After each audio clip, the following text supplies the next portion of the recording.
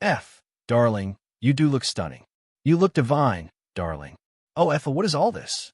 And during that time, I consider the years I spent on I Love Lucy to be perhaps the biggest ripoff of my career. For decades, everyone believed Vivian Vance signed a contract to gain weight just to make Lucy look thinner. But that was all a lie. Lucy made it up as a joke at a party, and somehow the world believed it for years. The real truth about what happened behind the cameras was much darker. Vivian suffered in ways nobody knew about. She came to work with black eyes. She hated her co-star so much that when he died, she celebrated with champagne. The industry tried to bury these truths for decades. But now everything she wanted the world to know is finally coming out. Vivian Robera Jones was born on July 26, 1909 in Cherryhill, Kansas. Her childhood home wasn't filled with songs or stories. It was ruled by strict Methodist rules and a mother who believed acting was something shameful. Her mother warned her that performing would send her straight to hell. Vivian was the second of 6 children, but from the start, she felt like an outsider in her own family. Her natural love for entertaining clashed with her mother's beliefs, and every time she showed her spark, it was quickly shut down. Her mother didn't just dislike the idea of acting. She believed it was wicked. This created a war inside the house, where Vivian's spirit kept trying to rise, but was constantly forced to bow. That tension became a part of her, and it would follow her for years. When Vivian was 6, her family moved to Independence, Kansas. That's where her fire truly lit up. She started sneaking out at night, not for fun, but for freedom. She wanted to perform. She wanted to sing, to dance, to be on stage, even if her mother believed it was wrong. At school, she found someone who didn't judge her dreams. A drama teacher named Anna Engelman gave her the space to shine. Vivian joined cheerleading, took part in beauty contests, and even went to school with a boy named William Ing, who would later become a famous playwright. But back at home, things stayed the same. Her family still tried to break her spirit. The more she performed, the more her mother pushed back.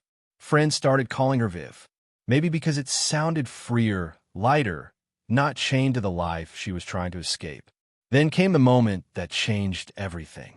She dropped her family name. She stopped being Jones and chose to become Vivian Vance. She picked Vance after a man named Vance Randolph, who collected old folk stories. Maybe she saw herself in those stories. Wild, free, not afraid of what people thought. She left Kansas and went to Tulsa, chasing stages while her family moved on without her. She wasn't just running away. She was cutting the cord. She wasn't her mother's daughter anymore. She belonged to herself now. In 1930, at just 21, she became one of the first performers at a small place called the Albuquerque Little Theater. On that stage, she played both a seductive woman and a gentle nun, 2 sides of her life in a way. Her performances were so powerful that people started calling the building the Vivian Vance Playhouse. The community saw her talent and rallied around her. They even held a benefit show just to raise money so she could go to New York and study acting. In a small review, she sang My Man and became a local star. Everything she had been told not to do was suddenly the very thing that gave her a future. With $50 and a suitcase of dreams, she got on a train to New York. She worked as a waitress by day and auditioned by night. Rejection was constant. She often skipped meals just to save subway fare, but she didn't give up. And finally, in 1932, she landed a chorus role in Music in the Air, a Broadway musical that ran for 2 years. Her moment had come.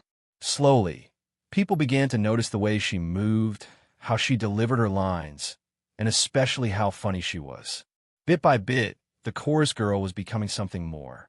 In 1937, she got a last-minute call to replace someone in a play called Hoey for What, and she ended up doing over 200 performances. That led to her biggest stage role in 1941 when she starred in a hit musical called Let's Face It alongside Danny Kaye and Eve Arden. The show ran for 547 performances, and Vivian had finally proven herself. But success didn't erase the pain. She kept moving forward even when it hurt. She later joined another show called Over 21, which took her all the way to Africa during World War II. She was no longer in the background. She was the star, But her personal life was falling apart. At 19, she married a man named Joseph Danick Jr., hoping marriage would help her escape her strict home. It didn't. He left town after 3 years, and she was left behind again. Later, she married an actor named Philip Ober in 1941. That marriage lasted longer, but was even more painful. Ober didn't like his wife being more successful than him. He became violent. He beat her. He made her feel small. Even Lucille Ball, her future co-star, saw it and called it out. But the damage ran deep. Vivian kept performing, but inside, she was breaking. In 1945, while touring with a play called The Voice of the Turtle, Vivian had a breakdown. She described it simply, "Let's face it, I cracked up." She felt like she was losing her mind. The weight of childhood, the pressure of fame, the pain of her marriage, it all came crashing down. She started therapy and stayed in it for years. She slowly put herself back together. That experience changed her.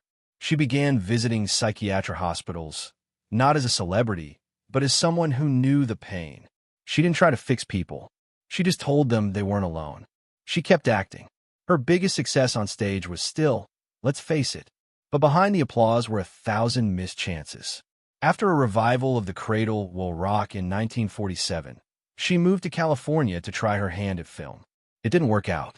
She acted in just 2 movies, The Secret Fury in 1950 and The Blue Veil in 1951.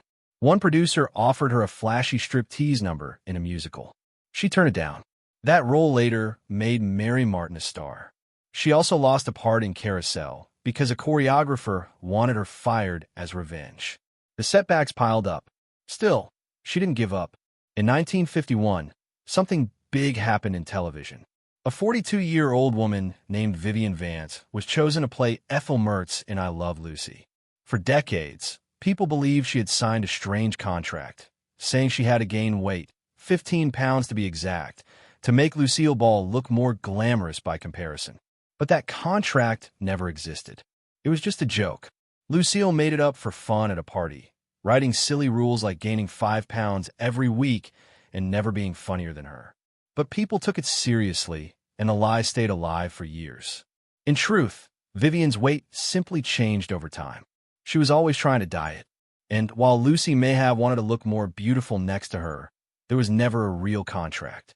Still, that myth became one of the most famous stories in Hollywood. Vivian wasn't some unknown actress before I Love Lucy. She had been on Broadway since the late 1920s. She even stood in for the great Ethel Merman in 2 Cole Porter musicals. By the early 1940s, she had her own lead roles. In 1951, she was appearing in a play when Desi Arnaz and producer Jess Onheimer saw her on stage in La Ola, California. They immediately signed her on. But when Lucy learned of it, she wasn't at all pleased. She approached Vivian and said, "You can't play Ethel. You're my age. You have the same hair color. You're too pretty." To remedy this, the crew fitted Vivian in clothes that were too small for her and used makeup to make her look gangly. They wanted her to appear more mature and unglamorous so Lucy could steal the show. The first day Vivian met her on-screen husband, William Froley, she didn't know who he was. She turned to Desessi and asked, "Who's that old man over there?" And when she was told he would be her husband, she burst out laughing and claimed he looked more like her grandfather. Froley overheard that and never forgave her. He took an instant dislike to her. That animosity never went away, and there,